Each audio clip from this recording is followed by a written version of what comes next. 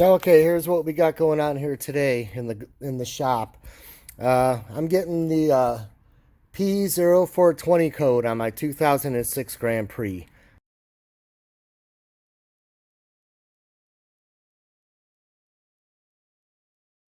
And actually, I've been getting it for a while. I just got my ancient code scanner that I keep resetting it. But I'm actually thinking about it today, so I'm going to fix it. So basically what we got going on here, and actually I'll insert now when everything starts, because I'm going to give a little background information to help some of you out. But what's going on is anything that's OBD2 or newer, you're going to have a downflow O2 sensor, meaning you're going to have one or two that are before the catalytic converter, at least the final converter. There's a lot of setups. But main thing to know is you'll have this after your last converter in the system. And basically, when your converter starts going out, this thing's going to notice it, and it's really, really picky. I mean, I don't know exactly what the fucking tolerances are, but I mean, it's not a lot. So the fix is either to buy a new converter, or basically we're going to do this little bypass that's going to make this thing not see the exhaust as good.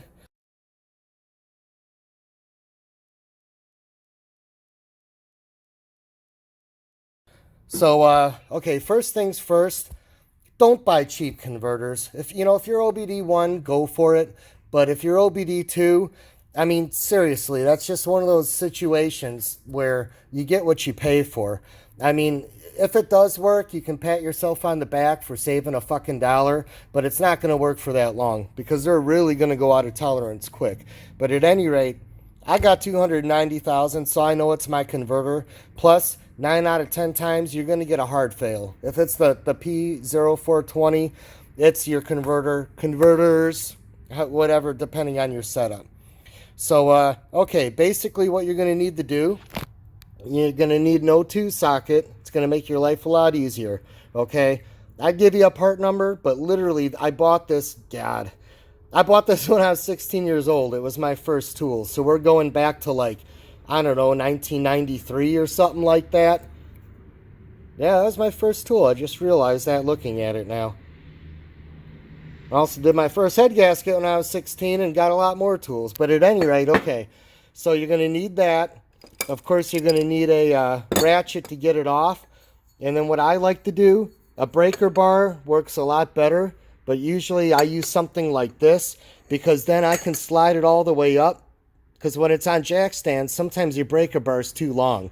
Then you can adjust it right where you want it. So that's just my preference.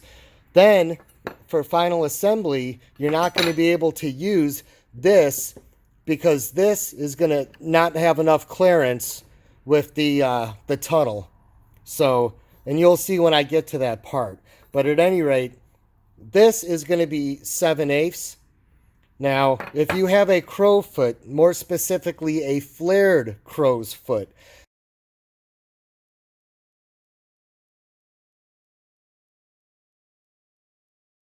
that would be the ideal tool. I actually don't have a flare crow's foot in this size. I'm one size below. I'm embarrassed to say that, but I've never actually needed it up until this point.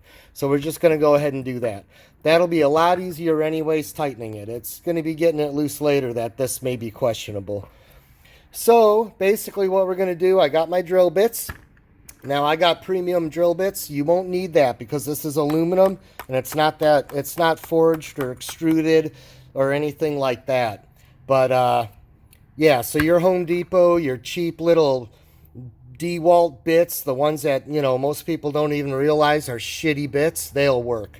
So, actually, you know what? I'm going to post a video about premium drill bits. Chicago Latrobe, Precision Twist, Champion, yada, yada, yada. But at any rate, okay, so what I'm going to do is I'm going to chuck this up into my what the fuck Chuck drill. Oh, he sweared I'm going to report him to eBay. Jesus doesn't like swearing. Well, you know what? Go ahead and report me to eBay, and then I'm going to kick you in the fucking balls for being a bitch. It's a fucking mechanic channel. Be red-blooded, or don't watch. There's other people to watch. So let me go ahead and what the fuck chuck this, and then what I'm going to do is you can see that you got the, each of these have a hole. I'm going to put it in my vise, and we're going to go ahead and overbore this hole so that it can fit this part right here. I actually went ahead and opened it up just to show you. That part of the sensor has got to be able to clear one of those holes. Okay, so there you go. Went ahead and drilled it out with the 1/2-inch bit. As you can see, it's quite a bit bigger. And granted, it's not going to go in this way. It's going to come in from the threaded side. But you can see it's going to fit now. Okay, now what you're going to do, take the one that you didn't drill, right? Which, by the way, I should back up. Make sure that you have this washer on the one that you don't drill, because you want to have that crush washer to go up against the exhaust pipe side to seal. But at any rate, you want to go ahead and put that in the vise. And then you want to go ahead and thread the one that you just drilled in. And then go ahead and snug that in there. It's the same size as the O2 sensor, so any 7/8 wrench, socket, whatever you want to shit out of your ass should do the trick. Okay, I went ahead and snug mine down. As you can see, here's how the O2 sensor socket fits, so you don't go fucking up your wiring portion of the oxygen sensor. But I went ahead and snug mine down. Now, just a tip, okay? Let me get this off of here. If you're still having issues after you do this and your cat's really, really bad, you can actually, in between these two pieces here, you could put a little bit of steel wool that kind of acts as more of like an exhaust blocker. And I've heard reports, allegedly, that can help. So I'm not going to do that right away because I don't really want that to get fully clogged. My gut instinct is the steel wool method gets clogged over time, and then, I don't know, every so often you'd probably have to replace it because it can't be too clean.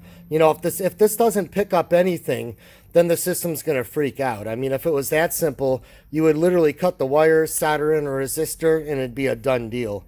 You know, really the best way to do this is just to take a laptop and program it out of the system, but who has the time for that?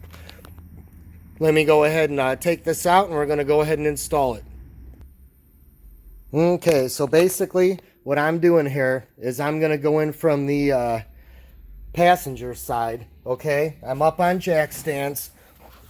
Tire's about 4 inches off the ground.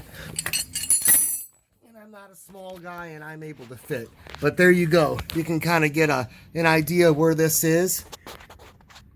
So let me go ahead and crawl under there.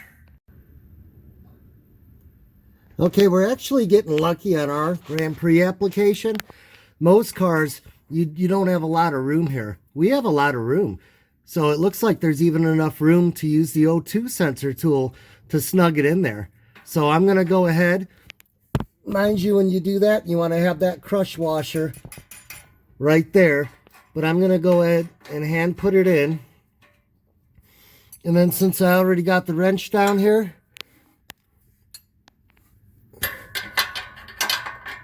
always leave my damn tripods at home. I need 2 tripods.